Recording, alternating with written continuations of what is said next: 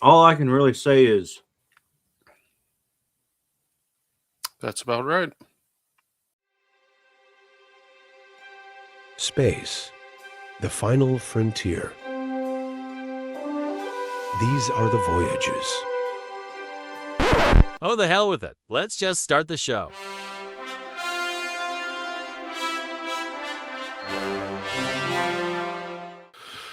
All right, everyone. Welcome back to Vern and Bob's Star Trek show. I am Bob. and I am Vern. And today, unfortunately, we are going to be talking about the first episode of Star Trek Starfleet Academy. Now, the reason we're doing this is because I said so many weeks ago, and I would give this show a shot, and I watched the first episode, and we're going to talk about it. Vernon, initial thoughts before we jump into anything specific? Um, Initial thoughts would be it's not as bad as a particular other program. It is typical first episode Star Trek. They had time to work on this and an amazing cast. I don't know. There's some elements I like, but we're gonna have to give it episode 2. I don't think I'm going to, but Wow. let's get into this.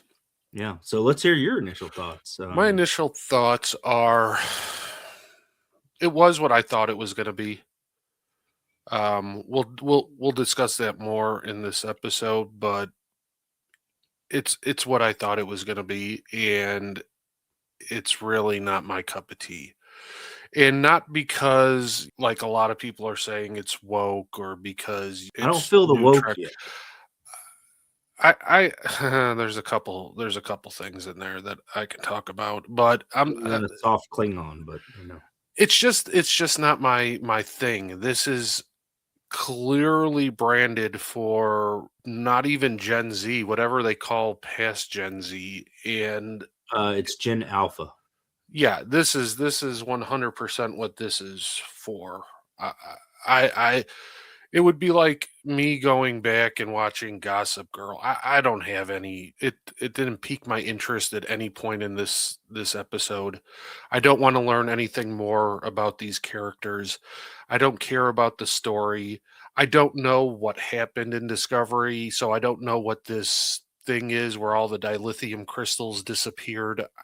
I have literally no interest in this, but let's dive into it. I took a lot of notes, more notes than I probably should have. Before we get into the hard shell of the show, are we now the generation that the original series fans were when Next Generation came out? This is, yeah, Is absolutely. that who we And are I'm not now? even going to try to deny that. We are 100%. We're constantly comparing things to TNG and DS9 and Voyager and even to an extent Enterprise, but not so much Enterprise. But we're the same as, our parents were when TNG came out. And I mean, hell, even the original people of the show were like that. I was listening to an interview just so happened tonight by Patrick Stewart on the Howard Stern show from I think it was 2009, 2008. And he was talking about how he was not even originally Gene Roddenberry's choice for Picard. oh no. It took Rick Berman fighting a fight to get him on the show. Right. So, but that's exactly what this reminds me of is that interview because we are now that generation. Well, so let's get into it. We start off with this, I guess, trial where we see I don't know, I don't remember Paul Giamatti's character's name, and it's kind of funky, and I don't even want to try to pronounce it, so I'm just going to refer to him as Paul Giamatti. I feel like as a Star Trek show we should have that, but you're right. The names in this show are so insane. Anyways, you have a young Caleb with his mom, and apparently his mom was a part of Paul Giamatti's pirate crew, and they got caught by Starfleet. He gets sent to prison for the rest of his life because apparently he murdered one of the officers of this supply ship that they robbed for food, and the mom got charged with a felony theft, which I guess she gets like 100 years for doing that. When all I they don't were trying to do know. is feed people. I work in the court system. A felony theft charge doesn't get you 15 to 20 years in jail. Well, it was during the Federation dark times, and that's kind of what not Strange New Worlds, but Discovery. Discovery. Because Well, see, I wouldn't know that. yeah, this is an extension off the end of Discovery. Okay, so I have no idea what happened there. But Yeah. anyway, so they both go to jail. She's trying to save this Caleb kid, and he apparently steals her comm badge, and just holding your comm badge to a thing recognizes the voice. I don't know how that works. So he Technology's weird in the show. yeah, and so it's super weird. We'll get into that though. But he escapes, and then we jump ahead to the future, and she becomes a daycare teacher. Yeah, on Bajor of all places. Yeah, she's running a daycare center, I guess. I wouldn't even think Bajor would be in existence at this point because New Bajor was where they were all going to. So, well, and this is what 500 years in the future. 500 years, but still. Yeah. So we get a admiral that shows up, wants to bring her in as Chancellor of Starfleet Academy, a newly restarted Starfleet Academy. She's initially not going to go for it. Surprise, surprise. And then he tells her that they have found Caleb, and that immediately sets her, okay, that's all I needed, I guess. Yeah. Does this scene not remind you of the scene between Janeway and Paris? At the beginning when he's at the prison camp?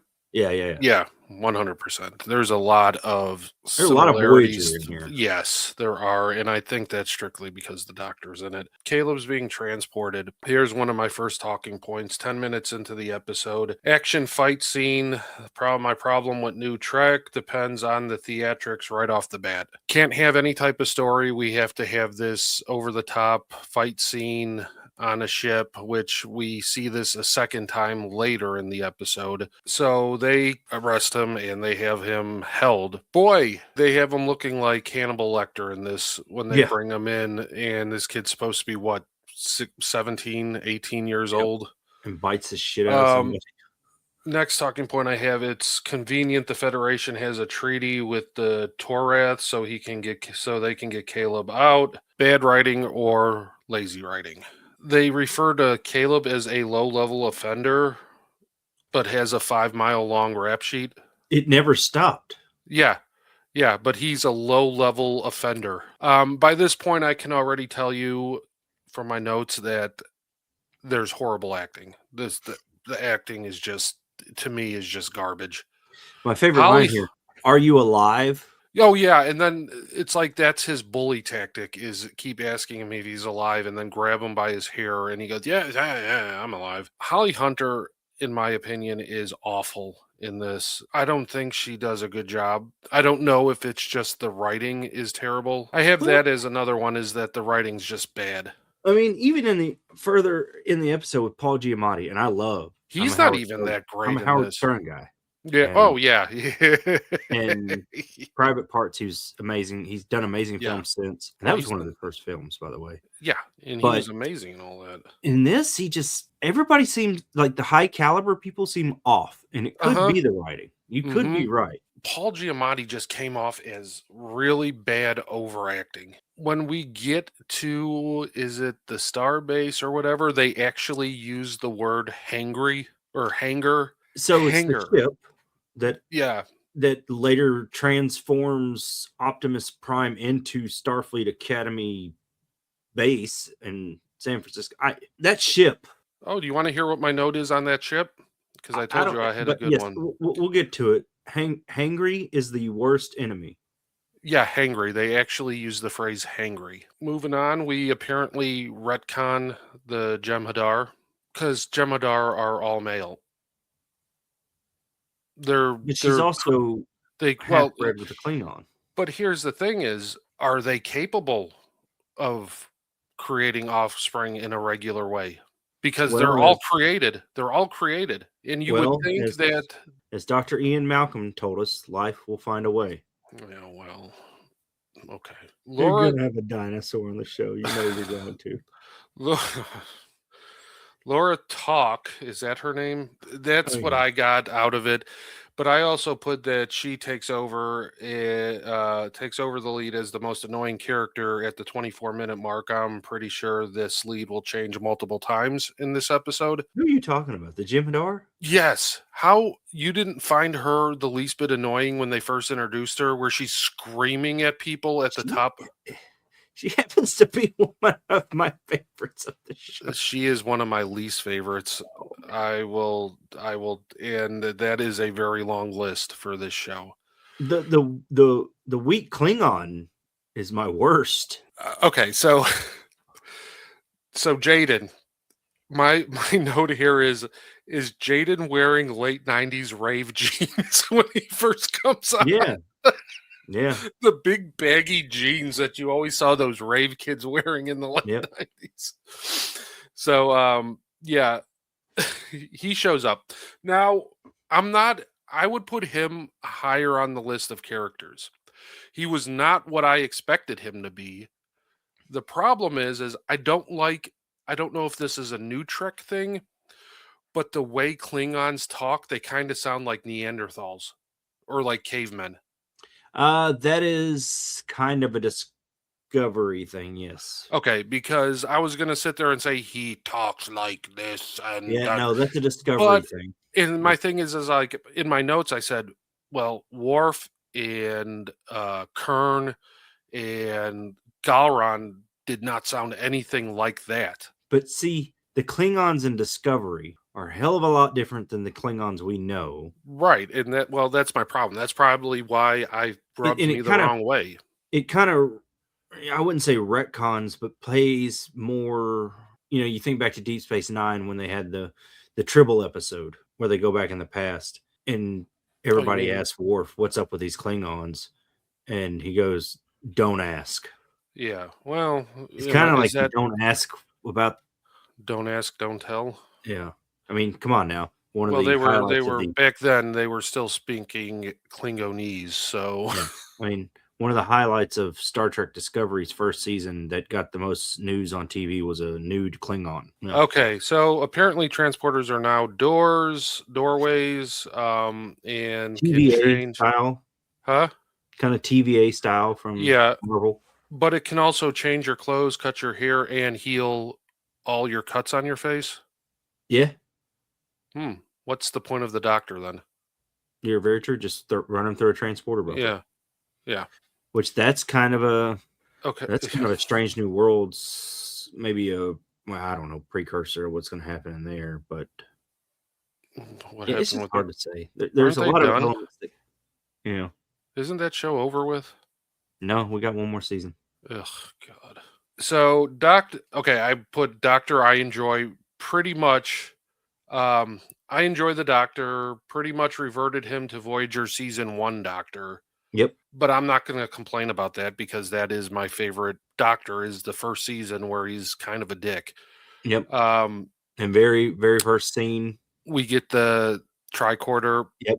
Medical tricorder. So we're already depending on nostalgia stuff to get this across. Because here's the problem is going to be is that quote's going to be new to a lot of people. All right. Nobody's. I mean, only the most hardcore of fans, and which I feel like that's a lot of us on here and on TikTok and stuff are going to get that. These newer it's people, just a throwaway line in Voyager. It was the Doctor's one of his first lines in Voyager. That's why they went with it. I got a note here that the humor in this show isn't really that funny, and we get the discovery that somehow Harry Kim became an admiral. Yes. No, absolutely not. There's no way this. It took him 10 years to get past ensign, and his child became a captain. All right, so. We're going to get to my description of the ship now. It's a sleek looking ship. I'm not going to lie.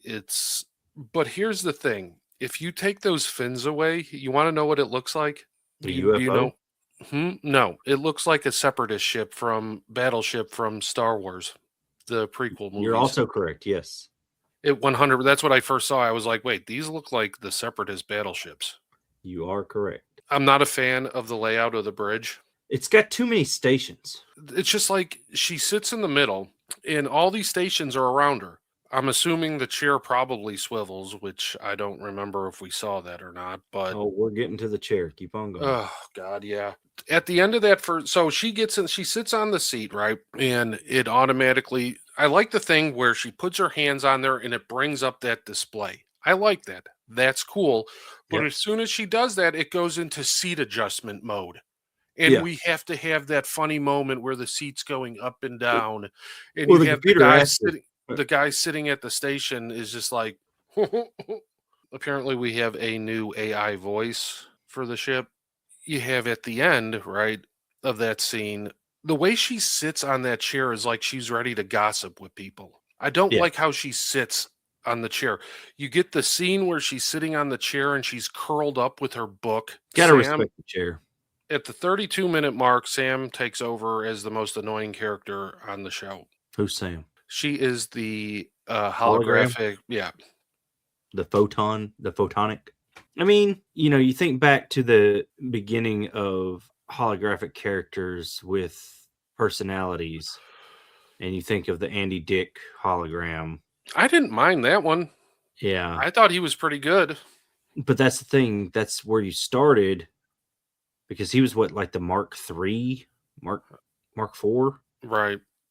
and now you've got this where there's a whole colony or whole Apparently, planet yeah. And I'm of almost positive we're going to see that at some point in this of season. holograms, and she is not even programmed to be able to properly integrate into society. The damn android from Alien, Bishop, Hmm. was able to integrate into a small human crowd and not be detected. You're right. I mean, you're absolutely right. All right, so now we get into this where they do that they gave you that 4-minute preview where we first see Paul Giamatti come onto the Mhm. ship. This is where the ship's power systems all go out, and then for the next half hour, they're continuously yelling for systems that have repeatedly been told to them that are not working. They got this obsession with yelling for the transporter, and time after time, they're told that it doesn't work. Stop Well, that just calling goes, for it. if the transporters work like, I mean, all that Jim Hadar, the first officer, did was like sit up in her chair and she transported. If that's a neural link to be able to use the transporters, which it has to be because she didn't even say anything or do anything, she just moved and Hmm. she transported. You got to think that these people would start looking like the people from Wall-E because they don't have to walk anywhere. Hmm. Well, they some of them kind of do look like that. So we get Paul Giamatti gets onto the ship. It's a hollow transmission, but for some reason he's got to step up steps and avoid bumping into things. And I think even at one point, I the feel like we captain have, like goes arm in arm with him almost. yeah, and I feel like we have the CGI technology to make it to where he can walk through things and look like he's a hollow projection. I mean, they already did that with the doctor's arm when old dude tried to grab it when he was trying to give him a hypo spray. That was good. That looked good. And then we get to the part where these not even students yet basically take over the ship to save it. They have to go outside to fix something or get a reading or something. And thank God it's super convenient that this guy's able to survive outside without a suit For 8 minutes. for 8 minutes. The exact time he needs to get out there and do it. Mike, one of my questions early on was why isn't there any humans from Earth on this ship? But then it dawned on me, then you can give these people whatever powers they want. They need them to advance the story. It always seems like it's super convenient that when they need to do something, someone has that power. My Well- race is capable of doing this. So answer me this. There was a hologram in that group. Why didn't she go outside? Why didn't she go? Now, you can also tell me, well, there's not hollow emitters on the outside of the ship. Okay. But the doctor clearly said the hollow emitters were damaged and the hollow crew is basically So down. everywhere this Sam goes, there's hollow emitters. Yeah, everywhere the doctor goes, there's hollow emitters. No. No, They're doesn't the using- doctor still have his arm thing? I can't remember if he got it back from that Borg episode or not, but I think he did. I think it got transported back onto the ship. Here's going to be my one. We're deep enough into this episode where it's probably going to be buried. But of course, Paul Giamatti and his band of middle-aged white people are the bad guys. Right. There is my woke take. Because when you see them getting on this, every single one of them's white and middle-aged. So apparently, yeah, they're the bad guys. We got this terribly unbelievable fight at the end where a 70-year-old Paul Giamatti's uppercutting somebody into the ceiling. He's not even putting an effort, and he's blasting him across the room. And we just built the vast majority of the episode as being Caleb's this badass, and he's like he can't even go one-on-one with small, older, heavy-set man is beating the living tar out of him with ungodly strength, and the fact he was taking shots to the face with like a lead pipe, and not even fazed by it. The best part, and you get it in this, and you've gotten it in the scenes before, everybody's got to tell everybody how badass their race is. Like, that's why you don't mess with whatever his race is. And and the one guy that goes outside, I'm a whatever bitch or whatever he says. Iced out. And I'll be honest with you, when we got to that super cringy ending with when you go into San Fran, I was like, okay, I'm done.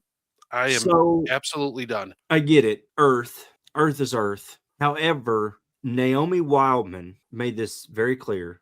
Same thing with 7. If you didn't come from Earth, Earth's not that important to you.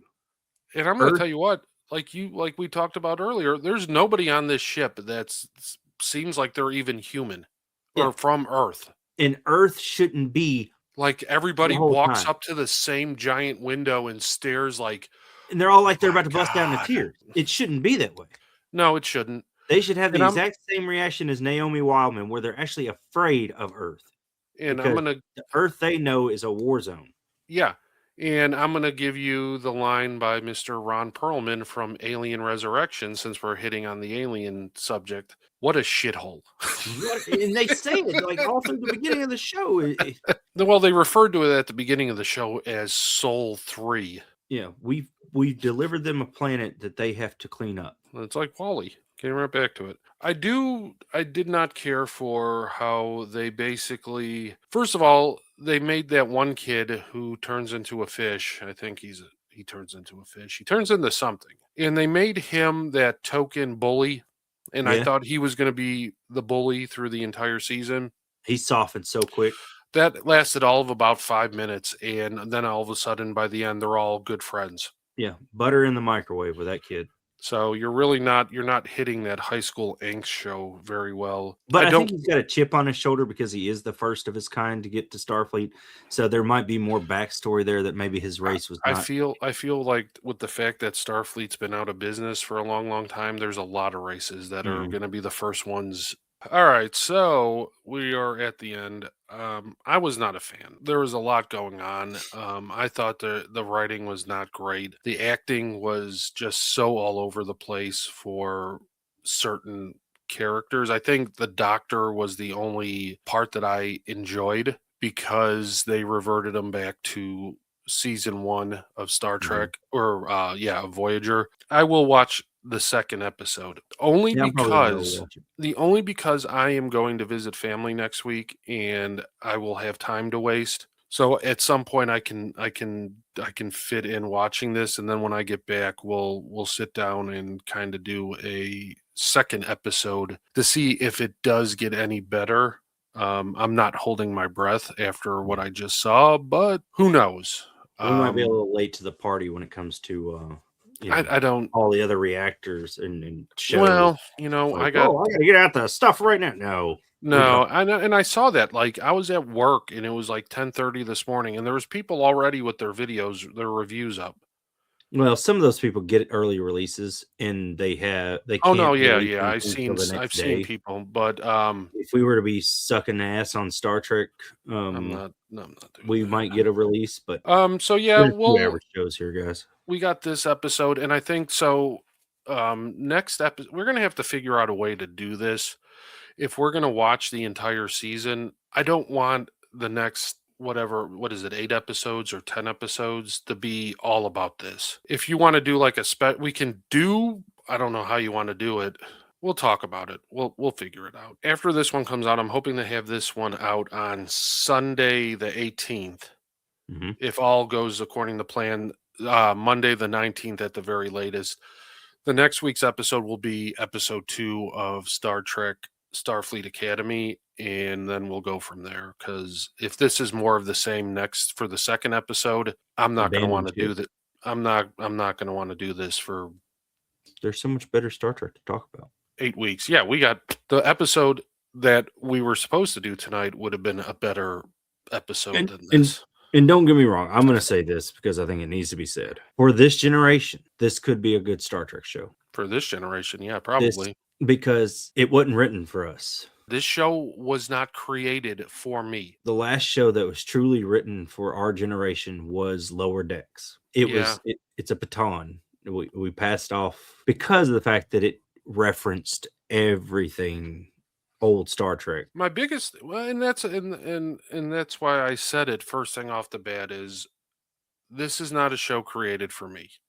Right. On multiple different levels of this show was not created for me. Younger generation with their values and their way of thinking is very much on display in this show. I will give it the second episode. I don't think we will be going past that because I can't get into it. I don't get into that teenage angst. You got your big stars who I don't know what kind of performance they're trying to give in these, but they're just bad. I don't know if it was a spoiler or a screenshot. I can't remember where I saw the screenshot at. It almost seems like Holly Hunter and Paul Giamatti are going to be a romantic item at some point in the show. You know, and I saw the screenshot and I'm like, what in the hell am I looking at here? At one point, I got that feeling that this is going to turn into some weird hate romance where they hate each other so much, but they can't be without each other. Yeah, and just their interaction in this episode could kind of you start to get that feeling. That's what I said. That's why I said you get that feeling. We are at the end of this episode. We're not going to do the. Do you want to do the what rating we give it? Because mine's going to be a 0. I'll give it a 2. You give it a 2. All right. I give it a 2 because of the fact that I understand, and you do too, but I understand who it's for, and I want it to be. I want it to be good for them. Yeah. For this generation, because I want it to be their next generation. Even though it's only one season, this generation doesn't have a next generation. It has Discovery, which was the closest they're going to get to next generation for them. But it was only, 3 seasons? 4 seasons? I think it was 5. Okay, so Discovery is the closest they will get to next generation. Followed by Strange New Worlds, followed by this. So I want it to be good for them. Well, that we'll watch the second episode, and I think we'll probably end up calling it at that. All right. Well, once again, that is our initial thoughts on Star Trek Starfleet Academy. Vern, you want to take us out on this one? I guess. Everybody have a great day.